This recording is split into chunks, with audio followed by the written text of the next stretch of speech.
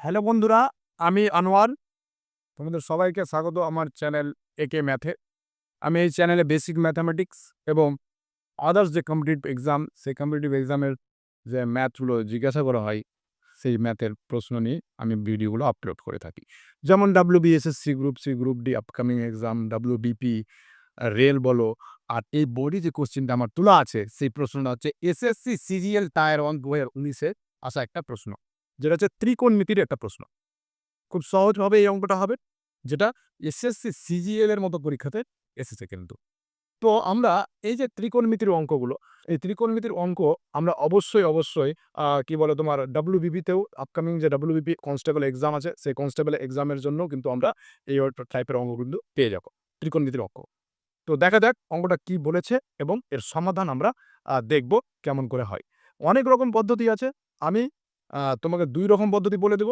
এবার যেটাতে তুমি বেশি কমফোর্টেবল বলে মনে হবে, সেভাবে তুমি কিন্তু মনে রাখবা বা সেভাবে তুমি প্র্যাকটিস করবা। বেশি করে প্র্যাকটিস করে মনে রাখতে হবে। তো দেখা যাক কি বলা হয়েছে।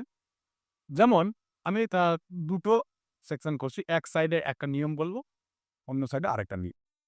তো লক্ষ্য করো যে এখানে যেটা বলা আছে, সলিউশন যদি আমরা পড়তে যাই তাহলে সলিউশনে কি লিখব? সলিউশনে tan থিটা সমান বলা আছে, কত বলা আছে? 3/4।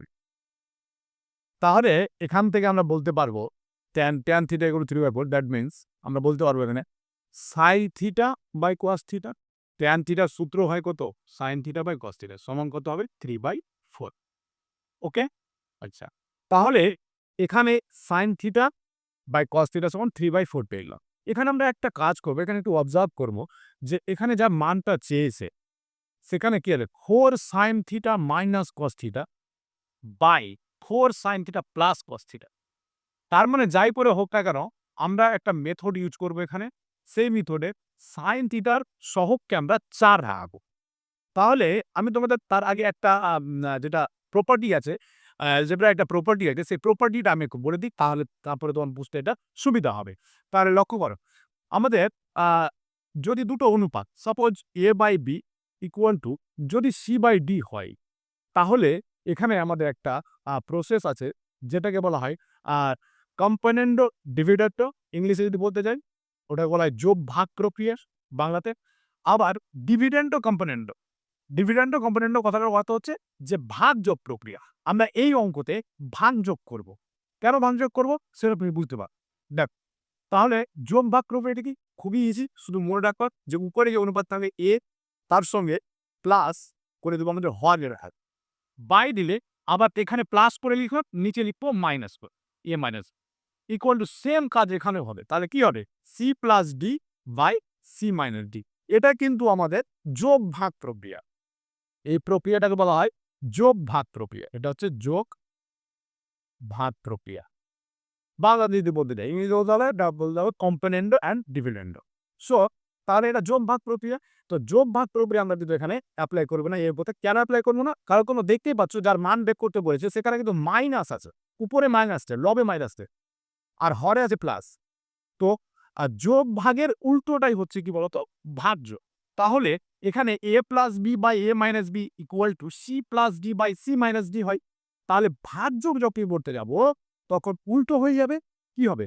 A minus B by A plus B equal to C minus D by C plus D। এটা হবে। এই প্রক্রিয়াটাকে বলি আমরা হচ্ছে ভাগযোগ প্রক্রিয়া। এই প্রক্রিয়ার নাম হচ্ছে ভাগযোগ। ভালো। তো আমরা এই মেথডটা কিন্তু ইউজ করব এই অঙ্কটাতে। তাহলে খুব সহজভাবেই হয়ে যাবে। আমরা দেখো কি করা যায়। তাহলে এই 4 যেহেতু আছে না, তো 4 কোনাকুনি গুণ করে দাও। 4 sin theta by cos theta equal 3 থাকলো শুধু। 3 বাই ln থাকলো, এখানে কিছু নেই মানে এই যে 4 টা নিউমেরেটরে।